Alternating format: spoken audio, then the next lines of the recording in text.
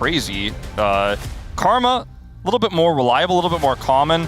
And hard push. Yep, we've seen the Civic Karma so many times. Yeah, it's kind of a barrel special with aiming. They're really the team that played it the most.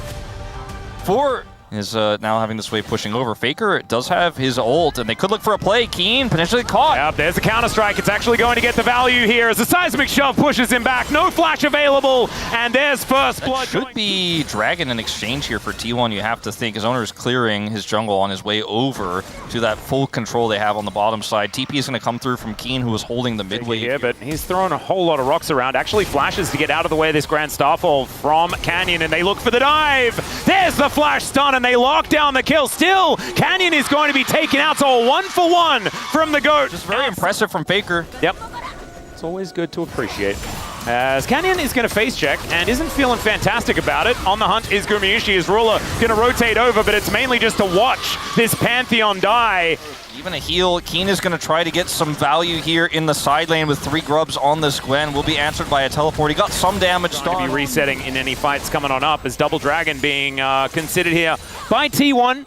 Got a little bit close to an Earth, Wind, and Fire. Thankfully, we do have an angle here for Gen.G at the same time. We won't see Faker commit for this one, but the Herald dropped in mid with this wave here. It should just be a trade of turrets. Doran does lose his flash, but it's not really a trade up for Gen.G, and the game state for them is not where they want it to be. Oh dear. And this is going to be a collapse for sure. Yeah, there's a Rift Herald on our way down here as Faker is going to try and shove Keen. It doesn't quite work out here as the Rift Herald is just going to bypass. They pick up the turret, and now the Cyclone on top of the Gwen. No way for him to get out of that, and that is just Owner once again. So it's likely he was heading somewhere down as he's looking to do the play one more time. This time without the Cyclone, but we'll see whether that actually matters as the Weaver's Wall comes down. Charm is going to miss, and Chovy has to eat so many rocks and has to flash, as now the turnaround potentially coming in here as Keen looking for the angle, wanting revenge onto this Talia. As the needlework comes out, Chovy finds the charm, as Gumayushi finds himself so far away from the rest of his team, but maybe that's part of the play. Keen's already down to 50% health. Ruler trying to get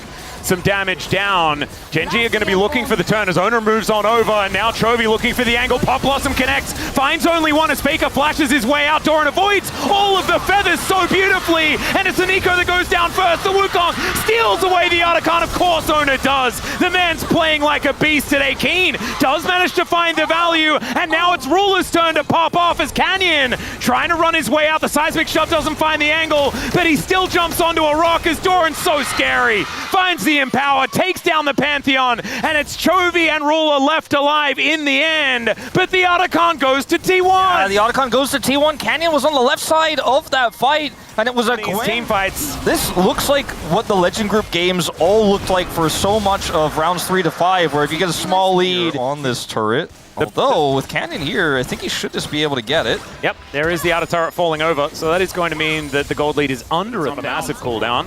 Seismic Shove going to go wide this time. Canyon able to walk that one off. Gen.G with control of the river for the moment as Doran gets charmed up. But there's the Cyclone into the backline goes Owner, but he's kind of alone and hasn't really used his ultimate for much. Does flash to get himself to safety as in goes Doran now. He will go golden, but this is so disjointed, and Keen is going to get on top of Gumayushi. Goes golden himself by so much space, but where's the follow-up? Keen just runs and will get shoved back towards Faker and takes a huge rock. That is going to be the Dragon secured with the feather pullback, and now I think Doran may have 4 items complete as well, like that Bloodthirster on top of everything. He is very, very frightening and can now play a whole lot more aggressively with that extra shield, with the extra lifesteal, but that is going to be a phenomenal shove. Chovy has to go golden at the beginning of this fight as now Doran looking for the angle, tries to get the counter-strike, but they take down Chovy. That's the biggest part of it. Faker gets into the back line. Duro just melting so incredibly quickly. Keen goes golden, but I don't think he's surviving for much longer, and Owner will finish off the Gwen. The entire top side are destroyed. Ruler and Duro not knowing what to do next as they destroy the team fight. It's a smash win in the team fight for T1. The shoves from Faker, the Talia has just been out of control this game, and now just a lone bot duo trying to defend against this massive push from T1 to bring themselves to match point.